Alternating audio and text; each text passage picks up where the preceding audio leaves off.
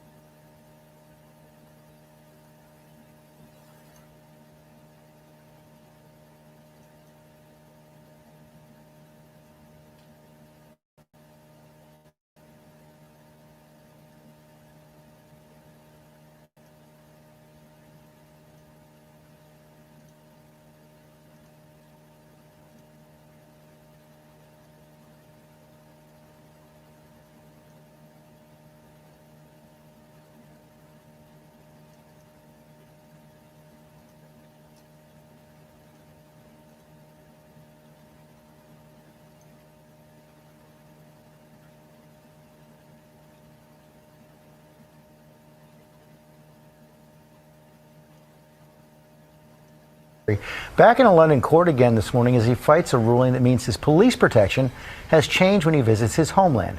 Maggie Rulli's in London. Good morning, Maggie. Hey, George, good morning. Yeah, Prince Harry is in court right now for what is day 2 in his case against the British government and what is essentially his last chance to change their stance on his security status. Now, since Harry is no longer a working royal, the government here decided to change his security protection, offering him that state-funded police protection on a case-by-case basis only. It's something Harry's lawyers argue is simply not enough. Now, guys, Harry could hire his own security team when he visits, but under UK law, they cannot carry firearms. Only police here can carry guns. In the past, Harry proposed to personally pay for this police protection, but a judge struck down that when a government lawyer argued that police are not, quote, bodyguards for the wealthy. Now, Harry says he is fighting this fight for his kids and that right now he feels that it's unsafe to bring them here to the UK under the current security setup. And as of today, Archie and Lilibet, they haven't visited the UK or, guys, seen their grandfather, King Charles. Remember, he was diagnosed with cancer last year since 2022. Michael? All right, Maggie, thank you.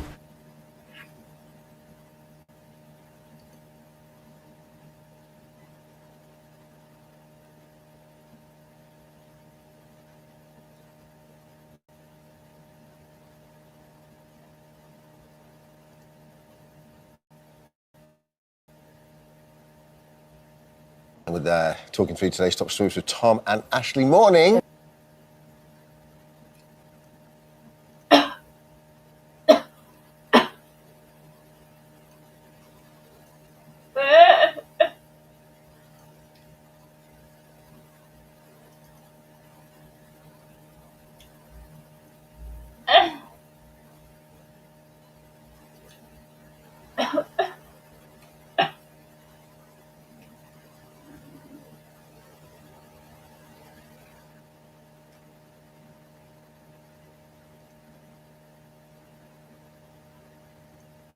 Good morning, guys. Lovely. Dream team. We are kicking off with the story about Prince Harry, who appeared in the Court of Appeal in London yesterday, where he said he feels singled out over the decision to downgrade his security.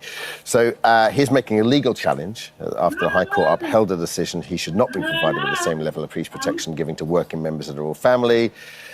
Just to put a little flesh on the bones, his barrister told the court Prince Harry had been subject to a different and so-called bespoke process in the original security decision, but the Home Office said the Duke of Sussex's appeal involved a continued failure to see the wood from the trees. Harry's case has cost the British taxpayer £500,000 so far. Let's get your take, Ashley. So I would say that Prince Harry, we have to think of the context. You know, he is the son of Princess Diana. He made it very clear that he was very concerned about protecting Meghan and his children, which was part of his decision to step away from the royal family. This is him appealing this decision.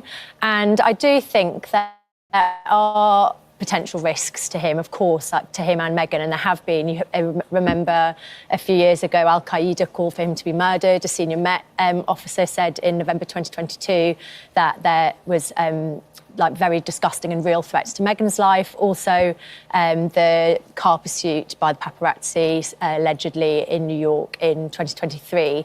And what we have to think here is that he is one of the most recognisable, visible and high-profile faces. He is part of the royal family, whether in a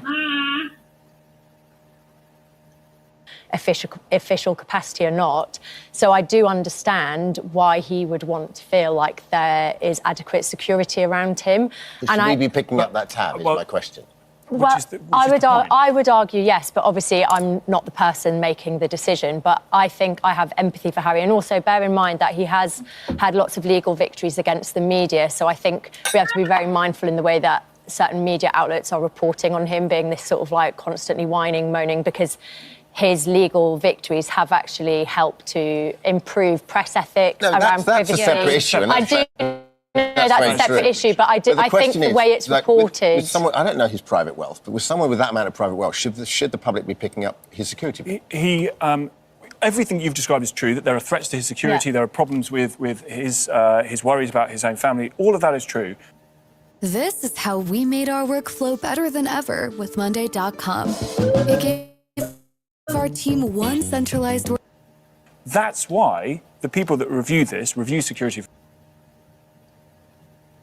very famous people say, we'll review your security, and when you come to this country, we'll have a look at the threats and we'll judge that whether you might need security based on the threat level. So, Tom, just quickly, are they saying that they are going to offer some protection, Absolutely, just not the full-blown There will not be an royal automatic protection. right for Prince Harry, who has left the royal family as a working member of the royal family. There will not be an automatic right for state-funded protection. When he comes over to do royal engagements, funerals, weddings, what have you, then he falls under the royal family security umbrella and he'll be looked after in that way. But he's not a working member of the royal family for all the reasons he's chosen. And if we extend taxpayer-funded security to Prince Harry on the basis that he's very recognisable, very famous, and some people really don't like him, well, then let's line up Taylor Swift. Then let's line up all the other this is why I think it's different. This is why I think it's different for Prince Harry. If something happened to a billionaire or a pop star or whoever it would maybe, God forbid, it's not going to damage the UK's reputation in the same way that a working member of the royal, like he is a target, and whether officially part of the royal family or not, by blood, he is always a member of the royal family. But he is a member of the royal family, and in Al-Qaeda's eyes, when they called for him to be killed, of course that's going to impact the UK because he is a member of the royal family. So if he comes here for a personal trip to go on a shooting weekend or whatever, he comes to go to the football, are we saying that the state, taxpayers, should fund his security in the same way that they would do for a VVIP member of the royal family, the King or Prince William? I don't think most people would see that that is a reasonable way of spending money. If he needs the security based on the threat level, let's go for it. Let's do that, as has already been made clear in the original judgment. Yeah, I mean, it's like we said, it's hard to sometimes feel sorry for someone when you feel like they've already got personal millions that they could be providing their own security. But I see both your points there. It's a tricky one, and it always will be with Prince Harry because of...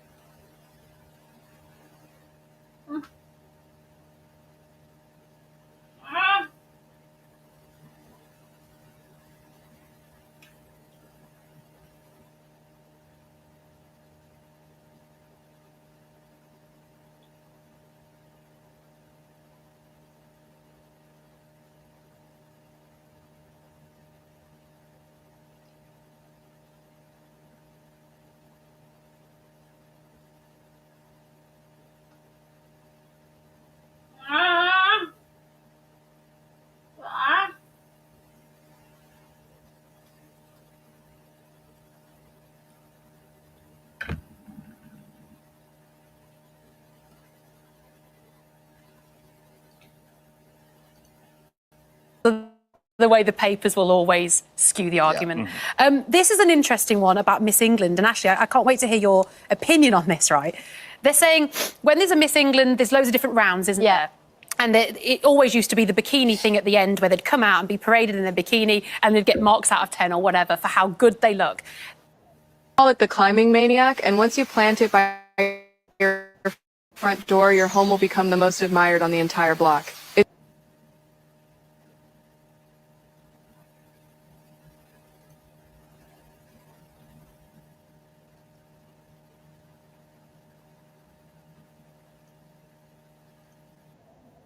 OK, they're saying this is outdated, it feels a bit objectifying of women. Instead, they're adding a CPR round, so almost a first aid round? Yeah, so this is off the back of, I think she's called Miller McGee. Sorry if I've got that wrong. So she is the current Miss England and she is doing amazing work. She's been backed by Prince William. She is trying to encourage all schools to teach CPR. And as part of this, they're now saying that they should replace the bikini element of the pageant with CPR training. And so sharing CPR skills either on social media or within the community to encourage people to perform CPR. And I think this is really important because bear in mind, like beauty pageants are 97 years old, so it was a very different time. And I do think pageants have done amazing work in evolving. But traditionally, pageants judged women on the way in which they looked, physical beauty, which kind of reinforced the idea that women were only valuable in the way in which they looked. I actually know a few former Miss England contestants. One is a Cambridge graduate. They're all super smart and they do so much. I think, you know, with the pageants, there's social campaigns, they do loads of charity work. There's so much good. So I don't think that beauty pageants need to go. I don't think that they are inherently sexist. And I really welcome getting rid of what is probably very outdated, getting people to parade in a bikini. It's a subjective round as well, isn't it? Like, I don't know who's judging that. And I do think people are more valuable than the way in which they look in a bikini. This is still fundamentally a beauty thing, isn't it? It's still based on how people look. Well, I think they're moving away from it being a beauty pageant. They're moving it into more like, let's see women for what they can achieve, you know. And actually, I think pageants, as far as I understand, provide scholarships for further education. I think they are moving away from it as a beauty pageant. Because how would they judge this round is the only thing I'm wondering. It's still based on looks, isn't it? There's still fundamentally, this is still, we are going to judge women based on all the things they can do, CPR, brilliant academics and everything. Fundamentally, this comes down to how you look. Well, I don't know that would I want my daughter to be going into a, because they have them for kids, I think. There's at the kids level. Definitely America. Massive thing. Do we want our young women brought up with the notion that they are fundamentally going to be judged based on beauty because these things still exist as beauty pageants. They have all these, as you say, all these things attached to them and a charitable, but it still comes back to how you look. I think they're evolving away from that, would be my point. So it's more of a pageant rather than a beauty pageant. And, you know, Mr. England exists, and I don't think there is the same. It does exist. I actually knew a Mr. England as well. It goes to enter every year, I've heard. When's he in? Yeah. When am I going to make that shortlist? So I don't know. I think if it was something that encouraged people to, you know, learn public speaking, to learn CPR, to get into the community, both online and offline, that would be something I would want my daughter to do. Would I encourage my daughter to go into the traditional beauty pageant? No. So therefore, I actually really welcome the fact that they are looking for more into intelligence rounds and social community spirit. And like I think a talent great. competition.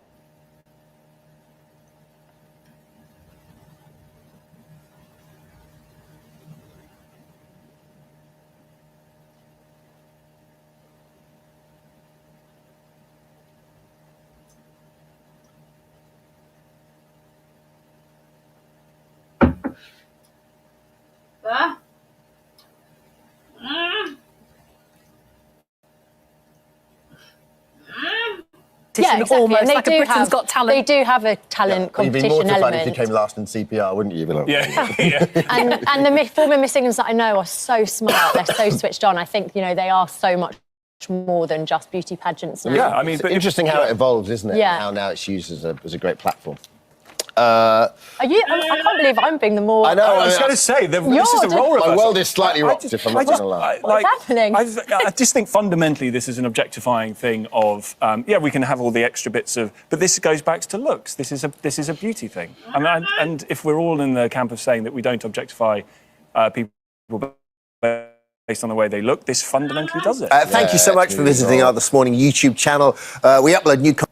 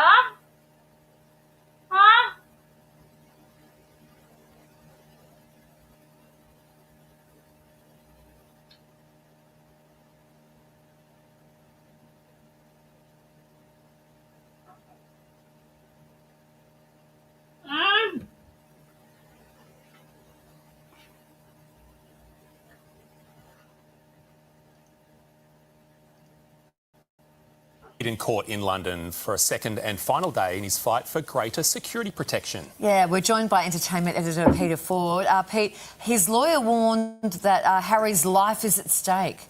Yeah, and clearly she would know that that's going to become the headline.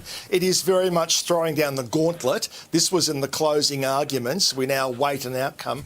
But clearly when you put it that bluntly, that this man's life is at stake, then the subtext is, if anything bad happens down the track, it's going to be on you for having said no to this. Now, this is, again, Prince Harry fighting to get what he considers the right level of protection for him as a royal, even though he's not a working royal, and that's what the argument has been about. Because the argument on the other side is, if we give this to you because you are a celebrity and you are possibly at risk, do we have to give it to every celebrity who comes to us who feels they might be at risk because someone hates them? You know, does Piers Morgan have the same entitlement now because people don't like him? So we don't know what the outcome is going to be. Obviously, most people think he is not going to get what he wants. But putting it that bluntly, this man's life is at stake is clearly a last-ditch argument to say, you better deliver. Now, still in the royals, King Charles is celebrating a milestone. Yes, in Italy, of course, as we saw from Ben there, and 20 years of marriage. It was 20 years ago today, with the time differences, that they got married. And that was an incredible wedding, and because there'd been so much build up to it, and Camilla had almost been painted as like the Wicked Witch of the West because things had played out. But to her credit, she showed enormous fortitude. She's never put a foot wrong. It's the old keep calm and carry on. And she's done that. And I think she's won people over. So what I'm about to show you was I want to emphasise this, was put out by the palace, including the music. It's not something we've cobbled together ourselves. So this was put out last night by the palace to celebrate the 20th anniversary.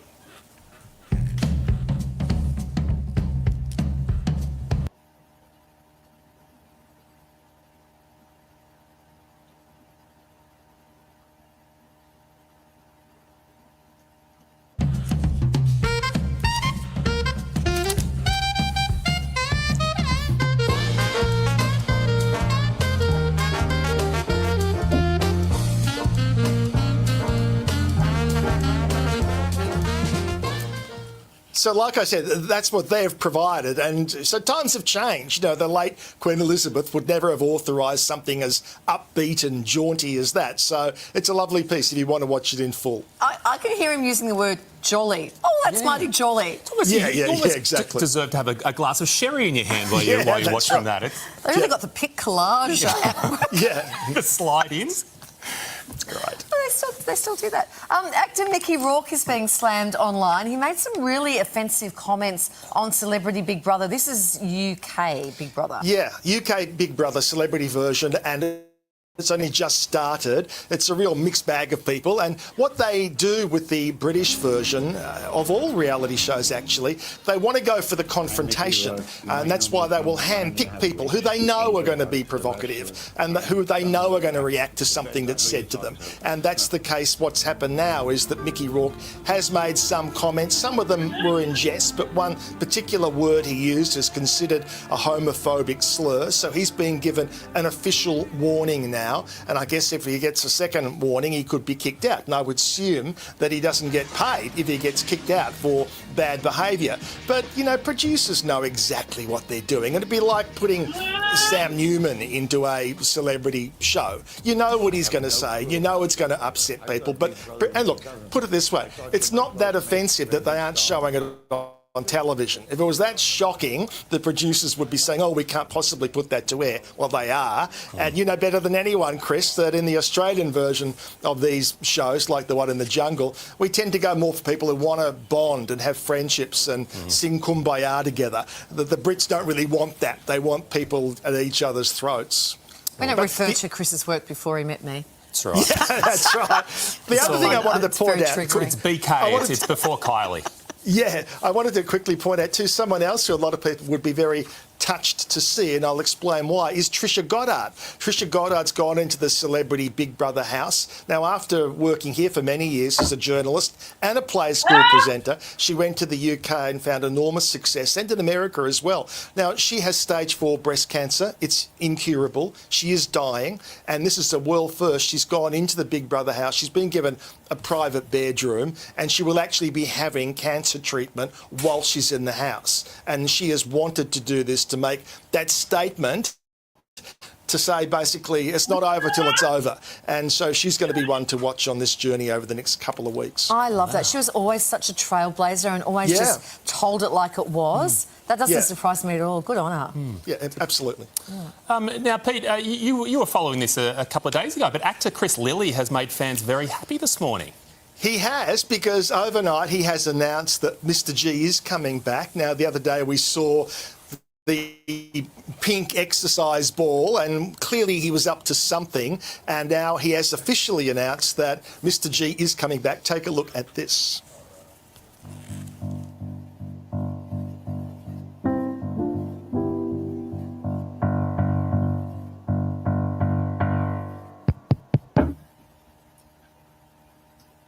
He's back. Now, we don't know what form this is going to take. My gut feeling is it may be a podcast where people can't come after him, or he's entitled to call his own shots as he sees fit, because harking back to 4 years ago when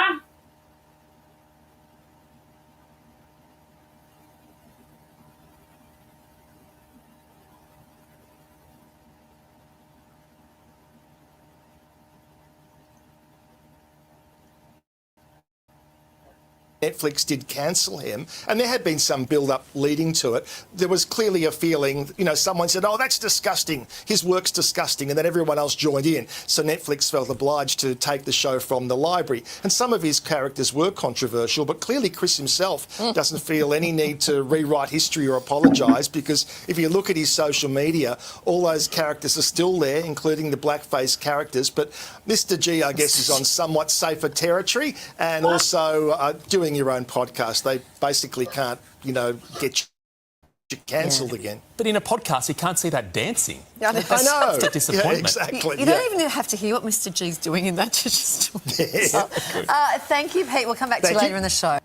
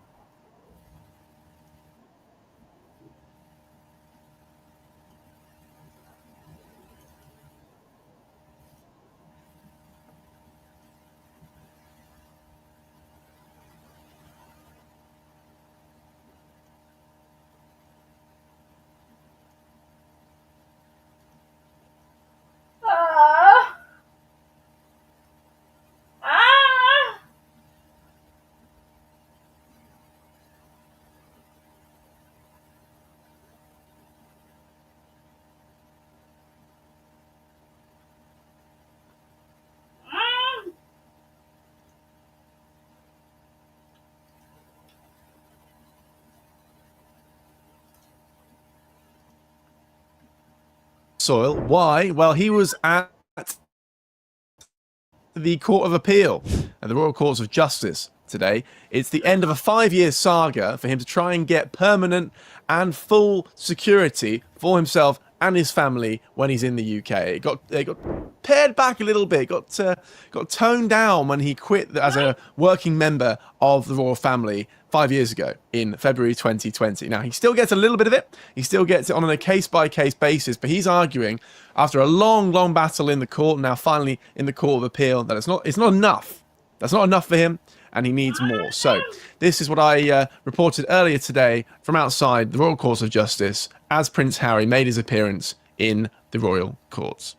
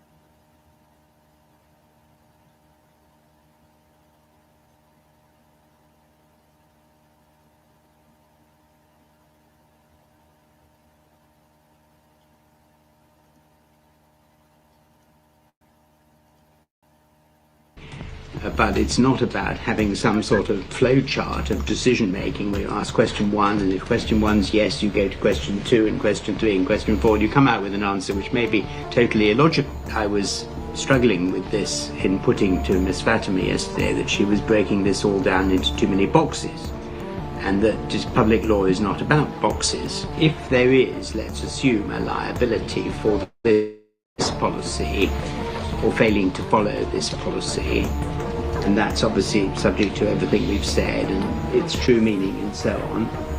The question is whether the authority has failed to follow the policy as interpreted by the court without good reason.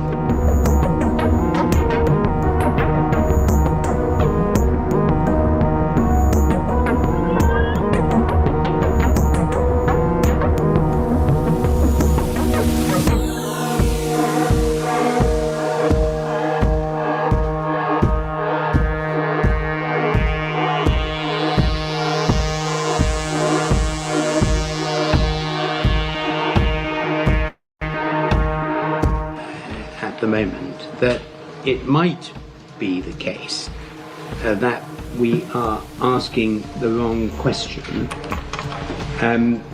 because what I would suggest is that if there is, let's assume, a liability for this policy or failing to follow this policy, and that's obviously subject to everything we've said and its true meaning and so on, the question is whether the authority has failed to follow the policy as interpreted by the court without good reason.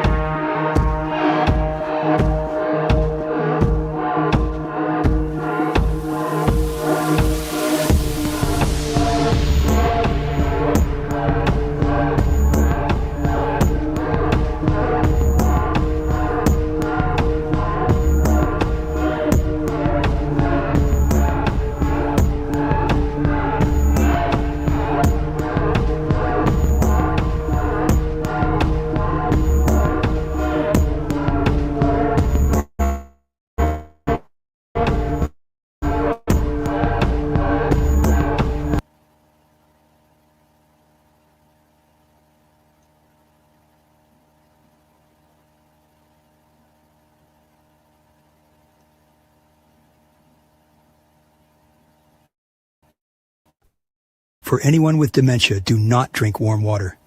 Did you know that memory loss is not a condition of the mind? Most people don't know this, but the real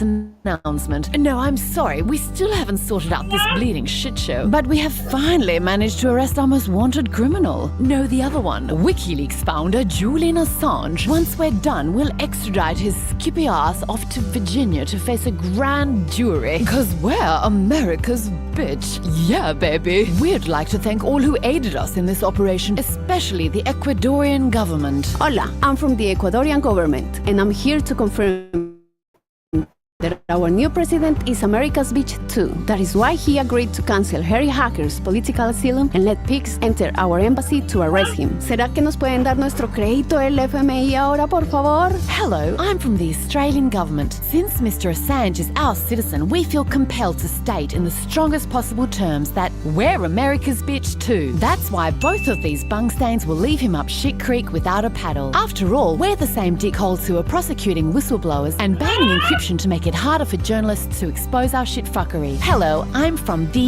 US government. We're grateful to all our bitches for handing over Julian Assange, who is wanted on charges of making us look like war criminals. Which of course we are. We have indicted the accused for the crime of helping his source to anonymously access documents in the public interest, otherwise known as good journalism. Journalists, of course, are not supposed to be good. They're meant to be piss weak on questioning stenographers who publish what we tolerate. By extraditing a foreign journalist, we hope to send a clear warning to all journalists not to mess with our shit. We ask all of you to cooperate with us in setting this dangerous precedent by focusing on how the accused is a bit of an asshole instead of our attempt to destroy your press freedom. American Empire. Authorized by the United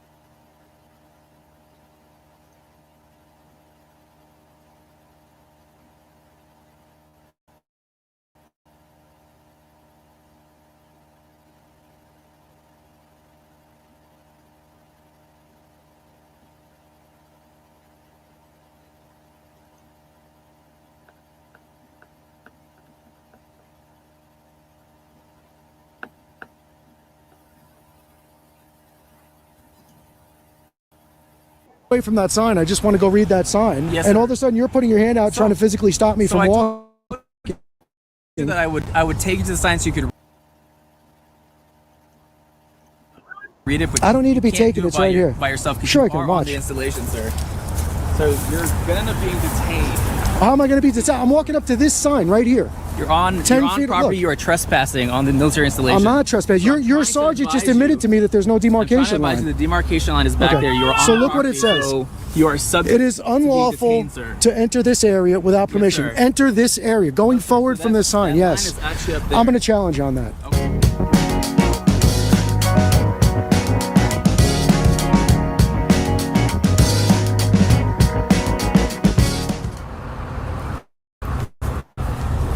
How's it going, guys? Amagansett Press, coming to you today from the United States Air Force Base in Aurora, Colorado. It's the Buckley Air Force Base, and I am out with Watching the Watchmen today, and we're gonna take a look around. We're here at one of the entry gates, and we're gonna stick around here on public property, out on the sidewalk, and see if these folks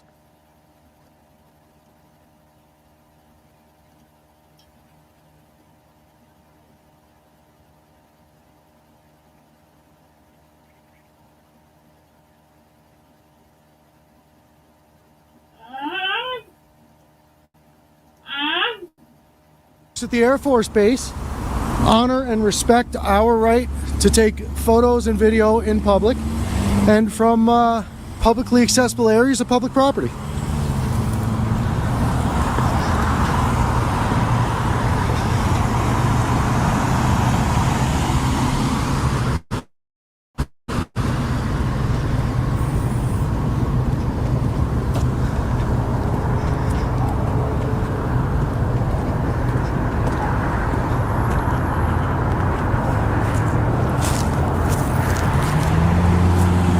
Beautiful day out today. Time and temperature check. Today is Wednesday, December 18th at 11:46 a.m. Mountain Time, and it is 52 degrees. Beautiful day.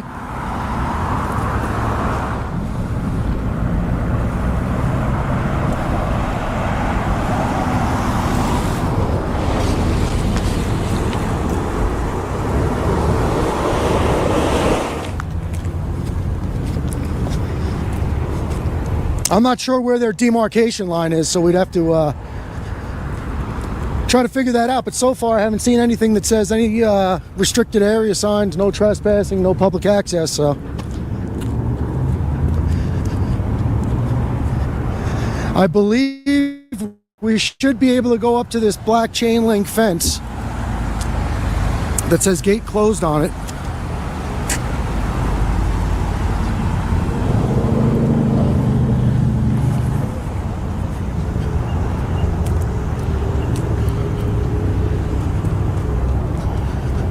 Yeah, so it appears to me like we're allowed to go up to this gate.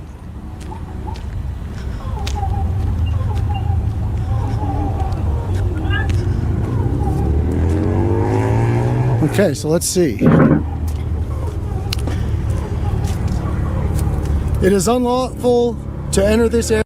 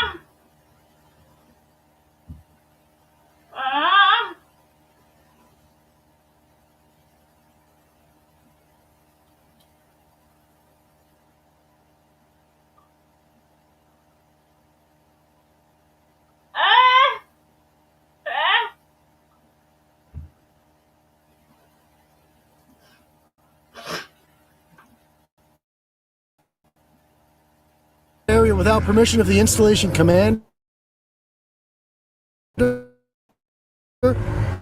While on this installation object. Good. Can I get your name and badge number? Can't do that, unfortunately. You can't do that? No. All right, well then you guys have a good day. I can't speak to you.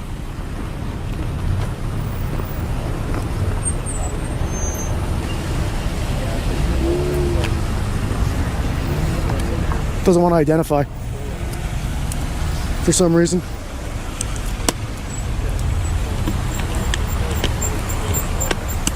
So these guys don't want to identify themselves for whatever reason. I mean, we got a name out of 2 out of 3.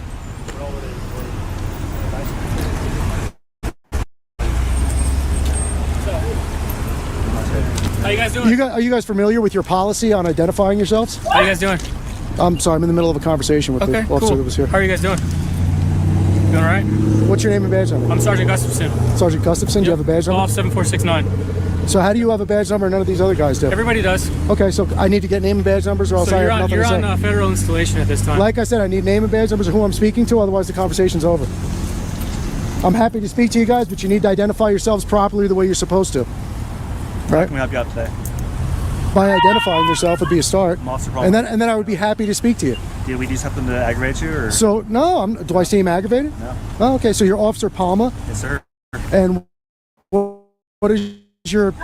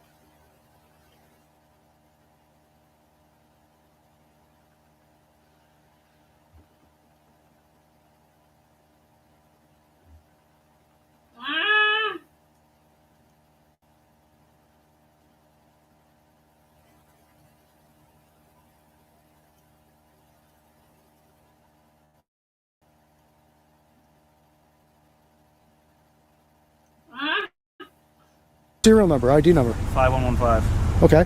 And now do you want to tell me what yours is? Because your sergeant told me that everybody's got one. After you told me you didn't have an ID number? My village is primitive, so I need to prioritize development. First, I'll upgrade the crumbling thatched huts to robust stone. You're approaching somebody in your official capacity as a law enforcement officer, and I'm just asking you to identify yourself, and I'd be happy to... Was that so difficult? Thank you very much. Okay, so now how can I help you gentlemen out? I already asked you that. No, I'm asking you how I can help. That federal restricted access is after this gate. You're in the inbound lane on a federal installation. No, I'm actually in the median. How can we help you out? I don't need any help. I'm doing good. What do you need? Nothing. Need to just be able to carry on with what I was doing, unimpeded. Would be a start. Just recording anything I could see. We're just having a conversation. Yeah. No, and I told you, once you identify yourself, I'd be happy to speak to you. So, I seem like I'm offended about something. I'm offended about the fact that you guys came out here. This officer lied to me and told me he didn't have an ID number. And you guys were professional. I don't think not identifying yourself is professional at all, so I'd have to disagree with you. Now we've gotten to a point where you have identified yourself after being almost forced to. So yeah, no. So we're beyond. Well, your sergeant came out and told me that everybody's got an ID number. So anyway, I don't want to argue semantics with you. I'm not looking to give you a hard time. How can I help you? How can we help you out? I already answered your question. I don't need any help. So I'm asking you if you guys need any help. Anything you need from me? Yeah. Sorry, Johnson, you good for a second? Yeah. Thank you. You're Officer Johnson? I am not Officer Johnson. I'm Tech Sergeant Johnson. Tech Sergeant Johnson. I apologize for that. You earned your stripes and you deserve to be called what you're... Yeah, Tech Sergeant Johnson. Do you have an ID number? It's my NSN and I'm not going to get that out. All the other officers gave me their ID numbers. Can't do that. Okay. So that prohibits us from having a friendly conversation then. Roger that. Understand? What's the issue with identifying yourself? There's necessarily an issue, but I'm not going to get into it. Does your policy require you to identify yourself, especially when you're acting in your official capacity as a law enforcement officer? Yes, to a certain extent, yes. Okay, so do you want to do that? We've already done that. You've identified yourself as Officer Johnson, or sorry, Tech Sergeant Johnson. That's all. There could be 15 Tech Sergeant Johnsons. Johnson's a very common last name. It is. So your ID number is, you have an ID number so that you can identify yourself to the public. We're not going to go into that. All right, well then, that's where the conversation ends. Roger that.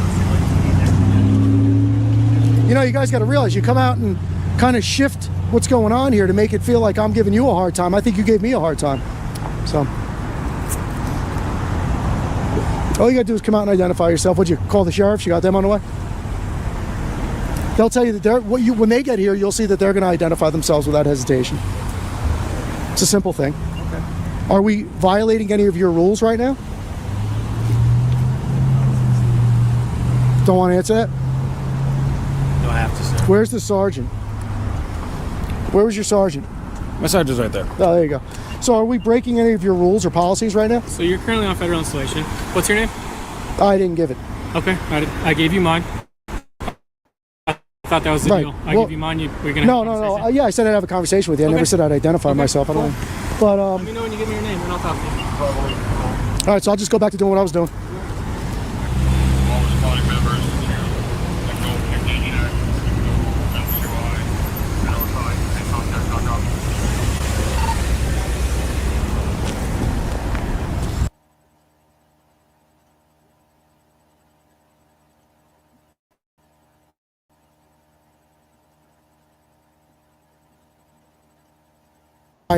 This is my son, and we're all taking some video on publicly accessible property. That's all we're doing. It's no reason for everybody to get nervous. So initially, we don't know what your intentions are, right? We don't know who you are. Right. So we'll come out, we'll talk to you. I see you're not a threat. Right. We just want to make sure that you are aware of where you can and where you can't record. And I want to make sure that we're not violating your rights and allow you to record.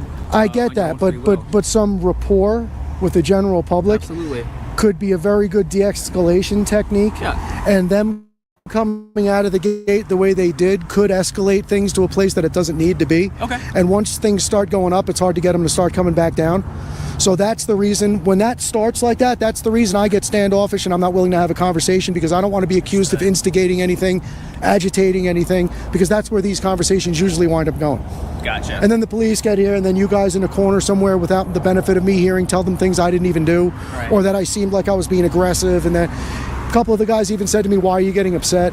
I wasn't getting upset. I was talking just like I'm talking to you now. Okay. So it's, demeanor and decorum is very important, and it'll avoid a lot of problems for you guys. Most definitely. Right? Yeah. Yeah, absolutely. That's all. But I just want to let you guys know that you are free to film. So you want to show me this red dot? So actually, it's this line right here. I know it can be kind of convoluted. Not on the sidewalk over there too. I could be wrong. So you're saying this is your demarcation line? Right. This is our demarcation line right here. So if you look directly across the street, there's also another pole just like this. Every day, virus turns your family from this to this. That's why I boost my family's immune. Wouldn't you normally have a line on the So ground? not every installation has that. I know some do, but not every installation does. See, another part of what we do is, and again, not to give you a hard, you've been very professional. You've been very cordial, and I appreciate you as much as, or more than you appreciate what we're doing. But part of what we're doing here is because, see, there's a lot of things where a lot of times, and I get it, for you guys, in order for you to avoid situations, like the Supreme Court ruled that police officers are allowed to lie during an investigation. Right. So you're allowed to say things and ask things and do things that aren't necessarily accurate to try to further your investigation and get to where you're going, right? So anybody could come out here and tell me that this pole's a demarcation line. Another day I could come back and somebody could tell me the curb is the demarcation line, right? All I can go by, what I'm seeing is that you're the signage saying that from this point going forward you're subject to search. Right. That's your demarcation line. This is public access. Right. Yeah. And so, and I totally understand that, and I understand your viewpoint, and that's why we're all being educated here today. Right. And I'll let you guys know this point is where you don't want to pass beyond, okay? Because that's where you can now be. Well, but I don't know about that. Are you sure about that? Yes, sir. You're positive? Yes, sir. So why wouldn't they have signs here saying, in this situation, you would have signs, you have a post here. Yes, sir. So you'd have a sign here saying, from this point on, you are subject to search. That sign is on that black chain link fence. Right. So that is an issue that has been brought up, and that's something that is in the works. But I'm just here to let you know that this is the demarcation line. Well, so you are free to film on this side. With all due respect, though, like I get that's what you're telling me. Yes, sir. But that's just what you're telling me. What the fact is, that's a subjective opinion. Yes, sir. Because this is just a post, right? You could say it's the tree, you could say it's the speed limit sign. There's actually a red line over there with a red dot on the ground, like you were referring to earlier. Right. I just went and verified. It's still there. Well, shouldn't that be on your entry side? I don't know. I'm not. Well, so what? All right. So I walk down here with you. Right. Let's just go look at the signs real quick. So, and you could come with me, and we'll go together. And that's an issue that we can route up, and we can bring that up to the appropriate channels. Okay. So that way, in the future, if you do want to come out here and exercise your rights, it is something that. Well, let me tell you something, and it's even beyond me or anybody else exercising their rights. Right. The reason that I think it's very important for you to have a very clear boundary is, how do you enforce a boundary if you don't know where it is? Right. And that's and different investigators and different sergeants and different commanders and different people in that authority position could have different opinions of where that line is. Yeah. And that could create some serious problem and liability. So, what is it that you necessarily wanted? Are you talking about the warning sign? No, the signs on the gate up there. Okay. Can you give me 1 second? I just gotta. Even your welcome sign to the from earlier. Okay, absolutely. If you got 1 minute. Yeah, if you don't mind hanging out here. Yeah, no problem. I'll just walk up to the gate right here. I'll stay on the outside, and that way, when you're done with him, we can just look at the sign. Let's just hang out here. Because remember, at the end of the day, right now, the property line is back there. Well, that's what you're telling me. I want to establish that with you, and if that's where it is, that's where it is. It absolutely is. All right. 100% it is. I want to look at the signage with you. So, and we will do that. If you don't mind just hanging out right here, I'll be back momentarily. What are you afraid I'm going to do if I just walk up to that sign? It's just a matter of the fact that now you're on the military installation, and essentially, like right now, I'm escorting you, right? I'm with you. Okay. So why don't we just finish what we're doing real quick? I'll get out of your hair, and then you can carry on with the sergeant. We absolutely will. If you just give me 1 moment, it shouldn't take too long. Right? My problem is I'm not convinced you're giving me a lawful directive. Okay. And I obey all lawful directives. Okay. So if we can go look at that sign and clarify, then we can take it from there. So then I will give you a lawful directive to stay here, right? And I will be back momentarily, and we can continue our discussion, and we can go look at the sign. There's also a sign right here as well. Okay. Do you know what? I'm going to go look at that. I didn't look at that sign, so I'm going to look at that. Okay. Did you want to, if you don't mind just standing right here? I'm just going to go look at that sign. There. Like I said, right now, you were.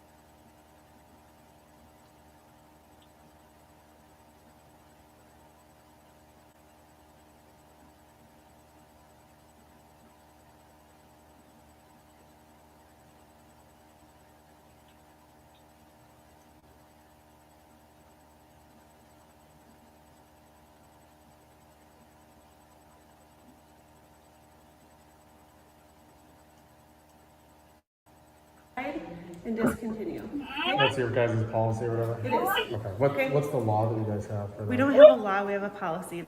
This is an office, this is not a law office.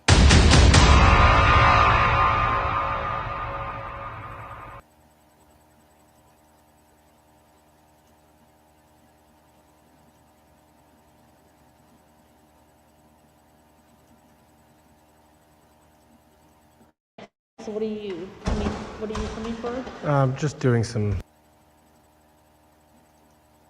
auditing and checking stuff out. Okay.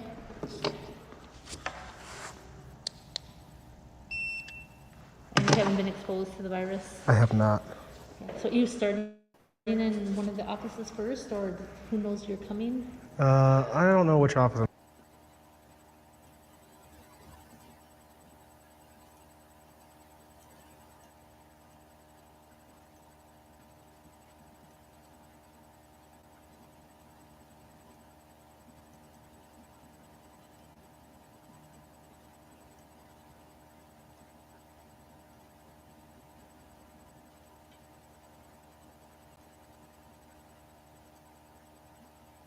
I'm gonna start in. Okay. Okay, thank you. Yeah.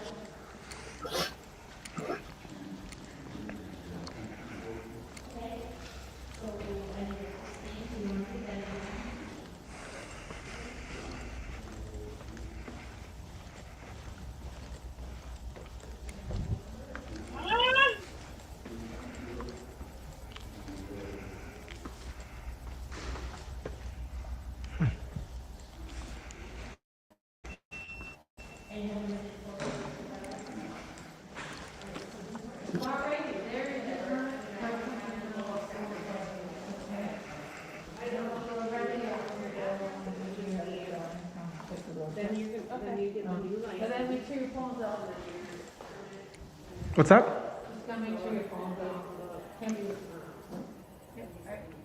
Just see all this and I think of recording.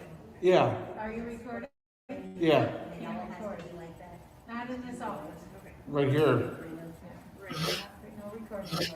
Okay. I didn't go in there.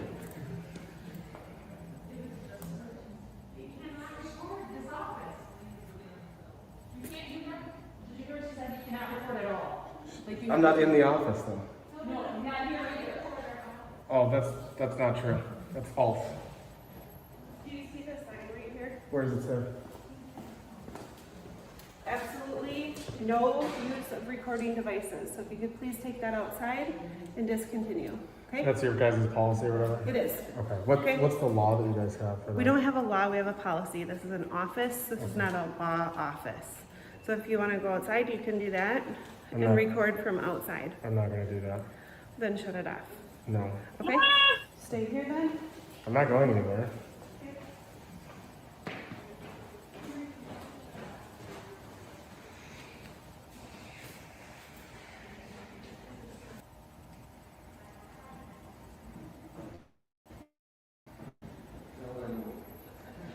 Can we help you with something? Nope, just checking stuff out. So we're not allowing anybody in here if you're not here to come take a test. That's not what the lady said. What are you waiting to do? I'm just auditing the building. Well, you can't be. You can't be in here. That's not true. Yes, it is true. No. Yeah.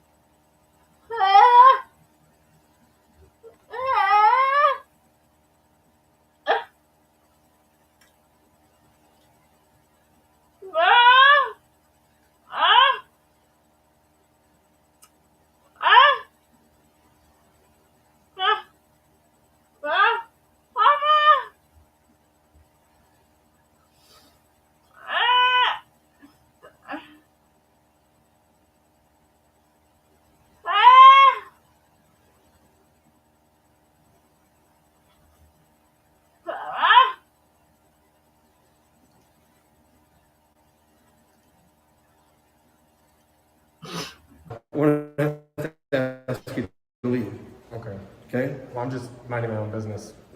This is for people coming in to take a test. Sure, I understand that. We don't allow any recordings. That's your policy, I get that. Right.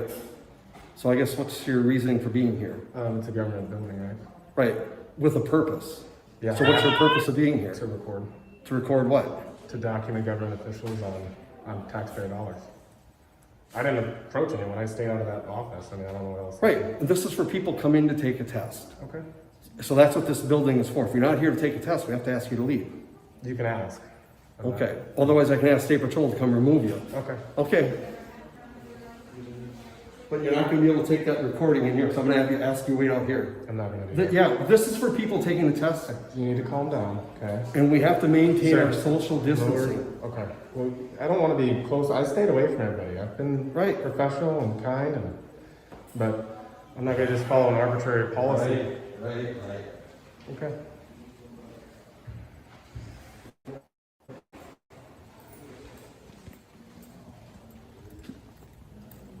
Hi there. Hello. How do I step over here if you don't mind? I'm good right here. Thank you, though.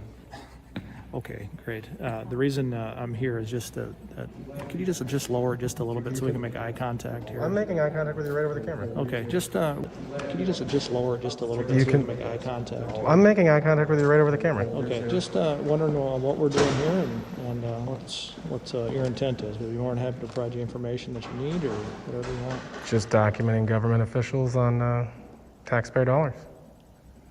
Okay. How long are you going to be here? Any idea? Or? I haven't decided yet. Okay. Well, if you don't mind staying out here in this kind of common area and stuff like that, the people in here are taking road tests and doing that stuff and studying for tests and doing some of that, so they can maintain that, that understanding that they can have their thoughts straight before they walk in there and they're not being recorded, so they have to take a test and they have to do this other stuff. But they are being recorded by those cameras right there. Yeah, they're not being recorded or anything like that, so they have to take a test and they have to do this other stuff. But they are being recorded by those cameras right there. Yeah, they're not being recorded or anything like that. It's Oh, just, they're not? It's just a live feed and stuff like that. So. Okay, so you guys don't record any document? Not that I'm aware of, at least in our office or anything like that here. So where do the camera feeds go? I have no idea. They're not in our office, but. I think they're definitely being recorded because I think that would make Okay, zero in any sense. case, it really doesn't really matter, right? Yeah.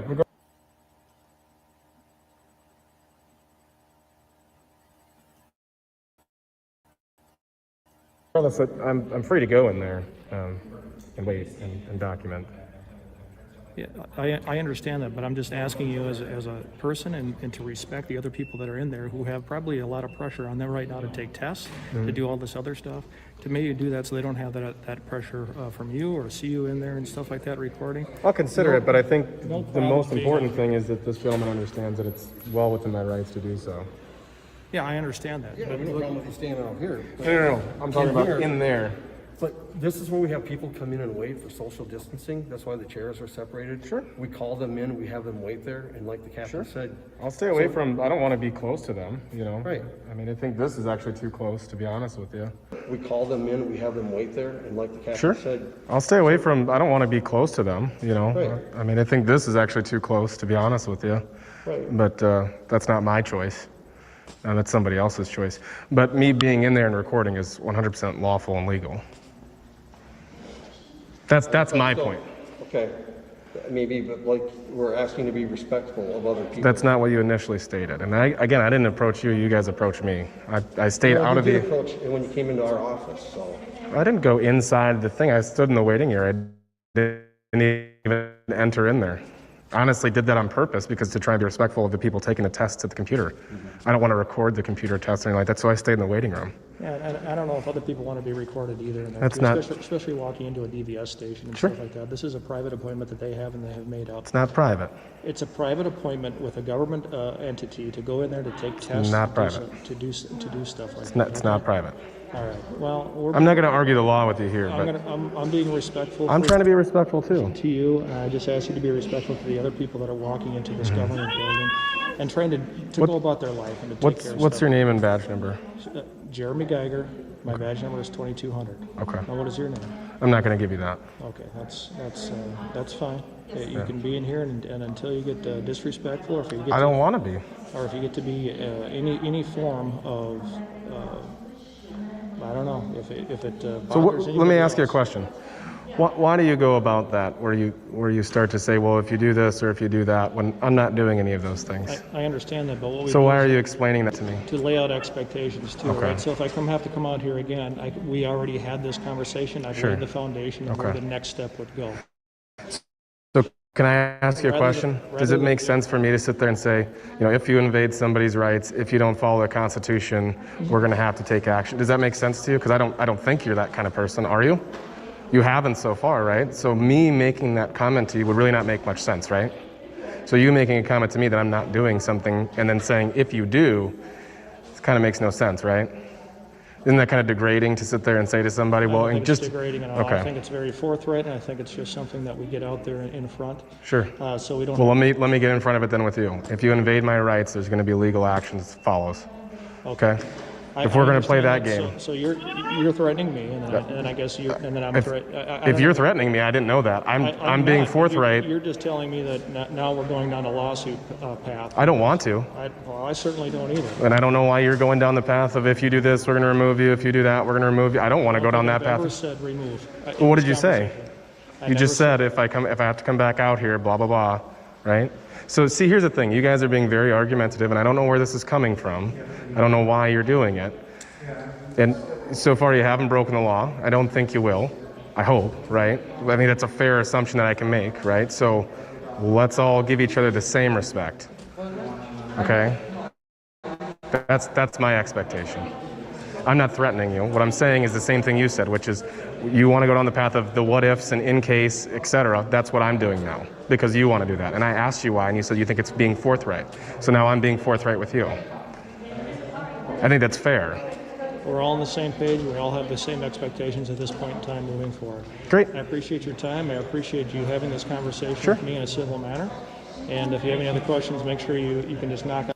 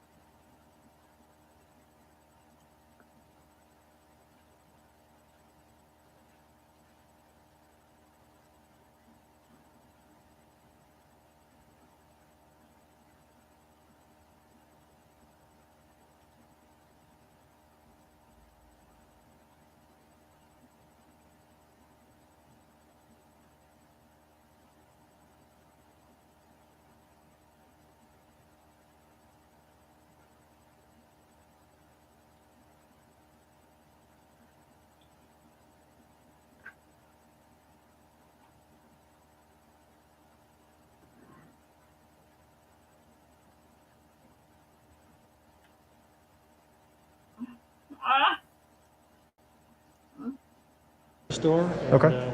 I'd be more than happy to answer your question. I don't want to disturb anyone. I just want to leave people alone and have people leave me alone. Right. I would understand that. That's it. Okay. Okay. What was your name? My name's Mike. Okay, and you're the supervisor for this building or for that office? For or this office. Okay. Okay. And who would I get in contact to file a form?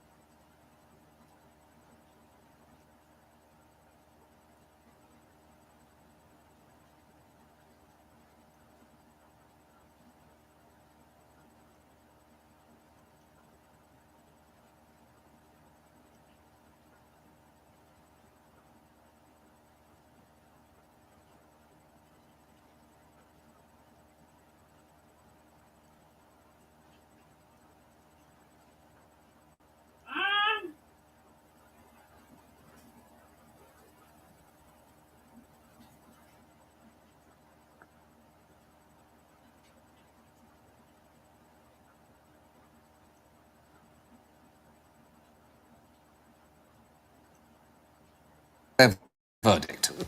We find the defendant, Robert Brooks, not guilty. We find Randall Bailey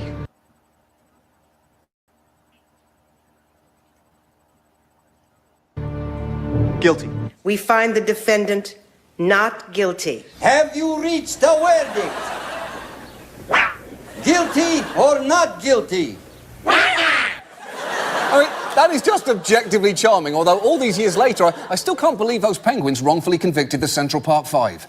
Now, whenever we talk about criminal justice reform, we tend to just talk about policing, public defenders, judges and prisons, and skip over a crucial element there: prosecutors. The attorneys who work for the federal, state and local government and bring cases to trial. There are roughly 2,500 DA's offices all around the country, and they have a surprising amount of influence at almost every single stage of the criminal justice system, because prosecutors decide whether you get charged and what you get charged with, and therefore heavily influence what kind of sentence you could face. And you sort of know deep down how important they are because of a little phrase that crops up constantly in local news crime stories.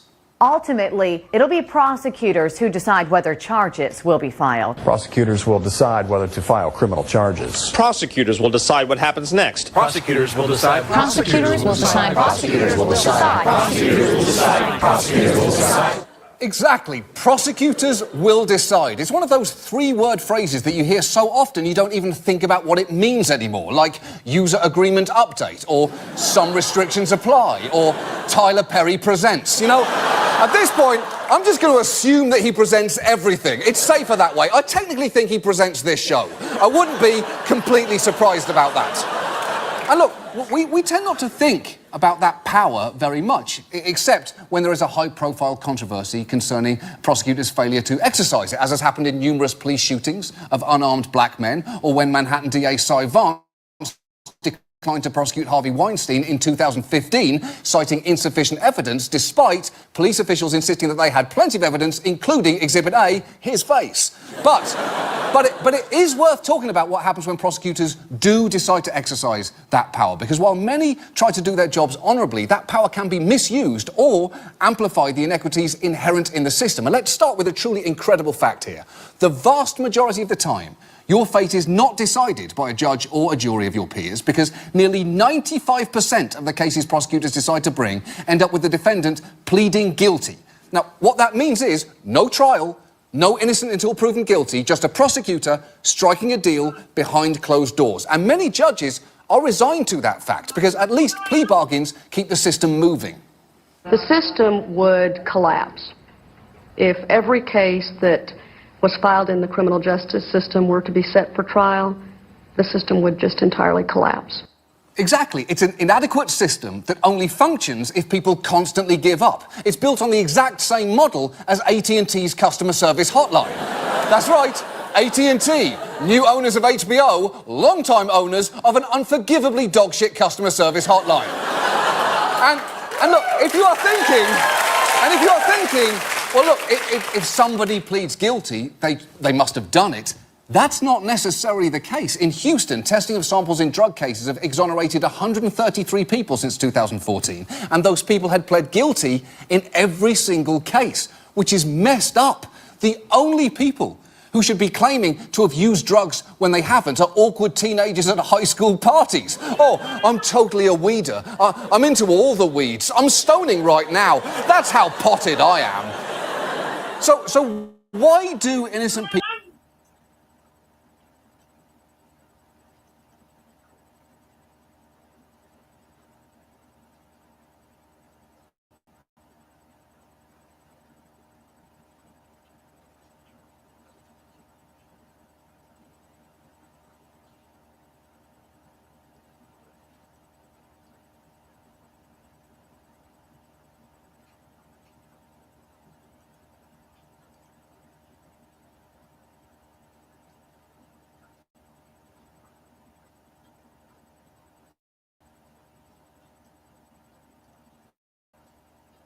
people plead guilty? Well, prosecutors will often offer a deal while threatening that if you go to trial,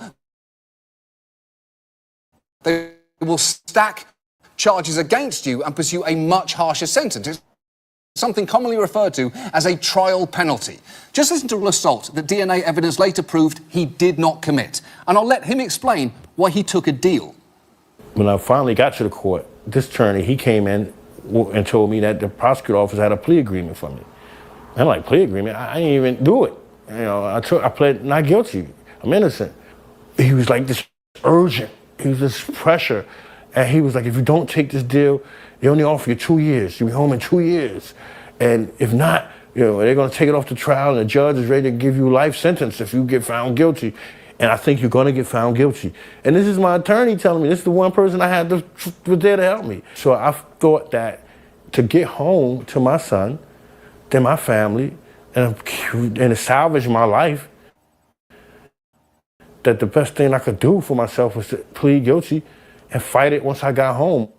And as crazy as it sounds to hear that, it kind of makes sense. 2 years in prison is terrible, but a life sentence is absolutely terrifying. The only way to make sense for a defendant to risk that is if they're a gerbil, because 2 years and life are basically the same thing to those little shits. But let's say you are one of the 5% of people who risk going to trial. Prosecutors still have lots of ways to try and gain an advantage. For instance, prosecutors are not allowed to discriminate by race during jury selection. And if it's suspected that they are, the Supreme Court has said that they could be required to provide race-neutral explanations for striking jurors, which sounds like a good rule. But it has been laughably easy for them to get around because judges will accept just about any reason. In Texas, a training document for prosecutors even conveniently listed examples of race-neutral reasons that judges had accepted, including having a 1970s hairdo, being a very pretty girl who might be attracted to the defendant or the defense counsel, wearing a Malcolm X hat, agreeing with the O.J. Simpson verdict, being a male wearing earrings in both ears, and my personal favourite, for wearing a Bad Boys Club jacket, pink hat, and snakeskin belt.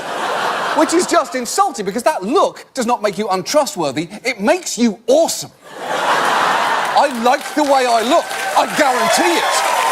But perhaps the area where prosecutors can exert the most influence concerns evidence, because they control the case files, things like police reports, witness information and physical evidence. And while they are required to hand over anything that is exculpatory or that might be useful in your defence, in some states, including New York, they can do that at the very last minute.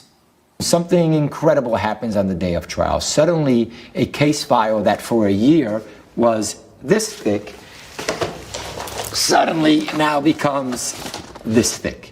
And so in our most serious cases, in the cases where we have clients who are looking at incredible amounts of potential jail time, even life in jail, this is what we are given when DAs answer ready for trial. And the reality is that in Manhattan, too often, it is trial by ambush. It's true, and they can then have to argue a case without having read all the important material. It's basically a much higher stakes version of a kid giving a presentation in English class without having read the book. In conclusion, throughout Wuthering Heights, the heights are wuthering, but by the end, the heights wuther much more than they wuthered at the beginning of the book. Thank you for your time. Just a quick but important message for English teachers. No one has ever read a single book you have ever assigned. It has never happened, not once, ever. And look, sometimes defence attorneys may not be given exculpatory evidence at all. In fact, among exoneration cases, around a quarter of them involve prosecutors concealing exculpatory evidence, and that is because prosecutors typically get to decide whether something is relevant to the defence, which seems inherently flawed. You can't just count on an adversary to voluntarily expose all of their weaknesses. In Star Wars, the rebels had to steal the Death Star plans. The Empire didn't just email it to them with a subject line, forward, gigantic, stupid, weak spot, parentheses, very dumb, go to town. And when prosecutors do withhold evidence, there is very little accountability for them. Take Michael Morton. Like, in 1987, he was wrongfully convicted of his wife's murder after the prosecutor in that case withheld crucial pieces of exculpatory evidence. Now, the good news is that prosecutor, Ken Anderson, was held to account for that misconduct. The bad news is there was a slight discrepancy between the two men's sentences. Morton served nearly 25 years in prison, 8,995 days. And now the sentence for the prosecutor, just 10 days in jail for contempt of court. 10 days, and he served less than half that. Although, before you get too mad, he did also have to pay a $500 fine, which isn't really the penalty you'd expect for wiping out 25 years of someone's life. It's close to what you'd expect for fucking a cantaloupe at Whole Foods. 10 days for the public indecency, $500 for the cantaloupe. And to make it even worse, Anderson is actually the only prosecutor to ever serve any time for misconduct resulting in a wrongful conviction, ever. Because the truth is, prosecutors rarely face any sort of consequences for misconduct. State bars are supposed to hold them accountable, but a study of 5 states found that in 660 cases where courts had confirmed prosecutorial misconduct, the number of prosecutors disciplined in those cases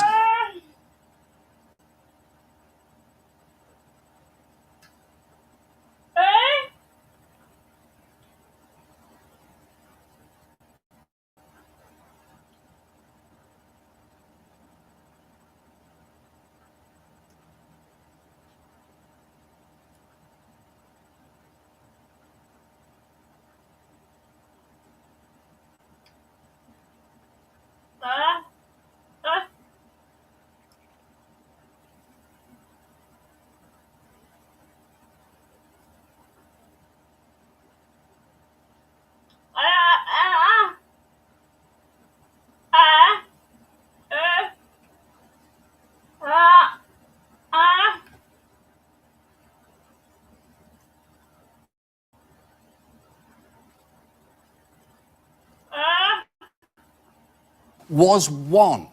And that lack of accountability can fuel a dangerous culture where wins are already prioritised to a disturbing degree. In fact, in one DA's office in Colorado, prosecutors were paid bonuses for achieving a high conviction rate. And in Texas, a DA rewarded convictions in misdemeanor cases with a prize that they called the Trial Dog Award. And let me just say, as the proud owner of 9 trial dogs, my award goes to this one. Please don't die. Please don't die. I cannot stress enough how important it is for you to hang in there. And there was the notoriously aggressive office also of New Orleans DA Harry Connick Sr., who is, yes, Harry Connick Jr.'s dad. In fact, here they are on Harry Jr.'s short-lived talk show singing a weirdly inappropriate duet. I'm just wild about Harry. Harry's wild about me. The heavenly blisses of his kisses fill them with ecstasy.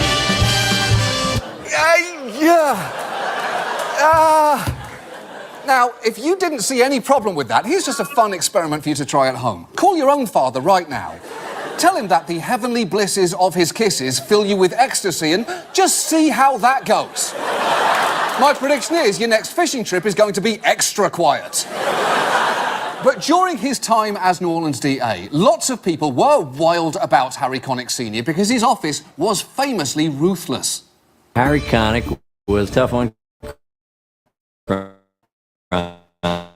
He was very aggressive, and he wanted to lock them all up for... Jim took great pride in his numerous death penalty convictions. He even kept a miniature electric chair on his desk. Jim was regarded as one of the most aggressive prosecutors in the district attorney's office. He described sliding up behind defendants in the courtroom and buzzing in their ears to mimic the buzz of electricity. Holy shit!